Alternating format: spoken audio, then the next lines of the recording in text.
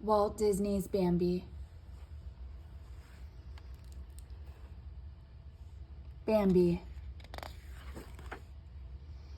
One spring morning, in a little hidden forest glade, a fawn was born. All the birds and animals came to see him, for he was a very special fawn. "What will you name the young prince?" asked Thumper the rabbit. "I will call him Bambi," the mother answered. The forest was filled with friends. The opossums and squirrels and robins and wrens all said, "Hello, young prince," when Bambi walked down the leafy paths with his mother. And Thumper and Flower the skunk came out to play with Bambi nearly every day.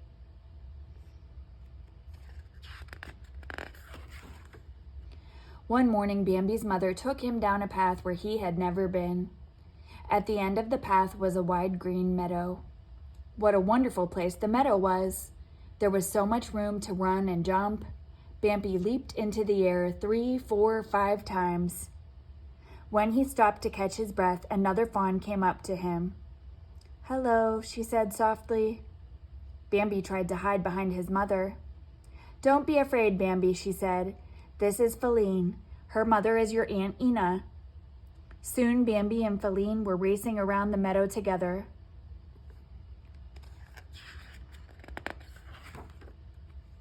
Suddenly they heard hoofbeats. A herd of stags came galloping across the meadow, led by the great prince of the forest. The great prince was older and bigger and stronger than the other stags, and he was very brave and wise. He said just one word: "Man!" All the birds and animals followed him back into the woods. Bambi was at his side. They heard frightening roaring noises behind them as they ran.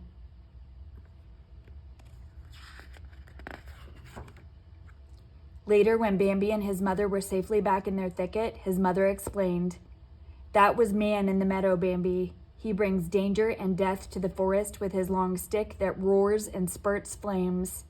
Someday you will understand." The months passed and the days grew cool. Winter was coming. One morning when Bambi woke up, everything was covered with white. "It's snow," his mother said. "Go ahead and walk on it." Bambi stepped out and saw Thumper sliding on the frozen pond. "Come on," Thumper called. "The water's stiff." Bambi trotted onto the ice. His front leg shot forward, his rear leg slipped back, and down he crashed. "That's okay," said Thumper, laughing. "We can play something else. Winter's fun."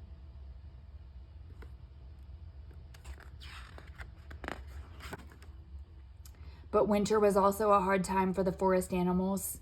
Food was scarce. Sometimes Bambi and his mother had nothing to eat but the bark on the trees. One day, when it seemed there was no food left anywhere, Bambi's mother found a few pale blades of grass growing under the snow. They were nibbling the grass when they suddenly smelled Man. As they lifted their heads, they heard a deafening roar. "Quick," said Bambi's mother, "run for the thicket." Bambi darted away. He heard his mother's hoofbeats behind him, then another roar from Man's guns. Terrified, he ran faster.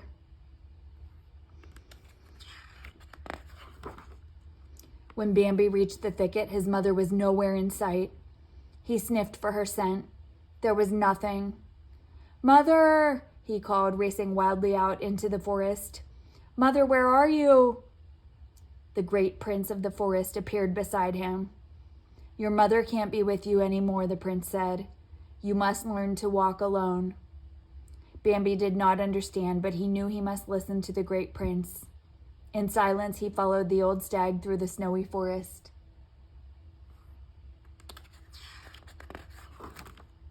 At last, spring arrived. The forest was turning green and leafy. Bambi was growing into a handsome buck. One day, Bambi met a beautiful, graceful doe in the woods. "Hello," he said. "Who are you?" "Don't you remember me?" the doe asked. "I'm Feline." Gently, she licked Bambi's face. Suddenly, Rano, a buck with big antlers, pushed his way between them. He began to nudge Feline. "Feline is coming with me," he said. Bambi charged forward and butted Rano with all his might. Again and again, he and Rano crashed into one another, forehead to forehead.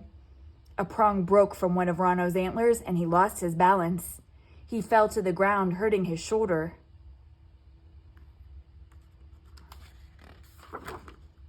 Rano limped off by himself, and Bambi and Feline walked down the path together. That night, Bambi and Feline went out to the meadow and stood in the moonlight, listening to the east wind and the west wind calling to each other. One morning in autumn, Bambi sniffed the scent of man again. As he ran to warn Feline, he smelled something else too: smoke. The old prince came and said, "The forest has caught fire from the flames of man's campfires. We must go to the river." Bambi turned to Feline. "Run," he said. "Run to the river." Feline raced off as Bambi and the prince ran to warn the other animals.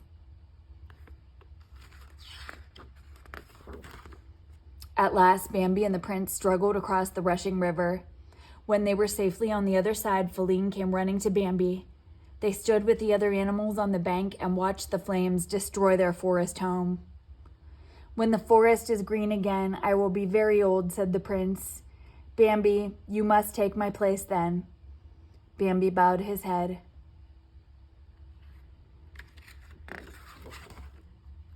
When spring came, green leaves and grass and flowers covered the scars left by the fire. At the thicket, the squirrels and rabbits and birds were peering through the undergrowth at Feline and 2 spotted fawns. And not far away was Bambi, the proud father and the new great prince of the forest.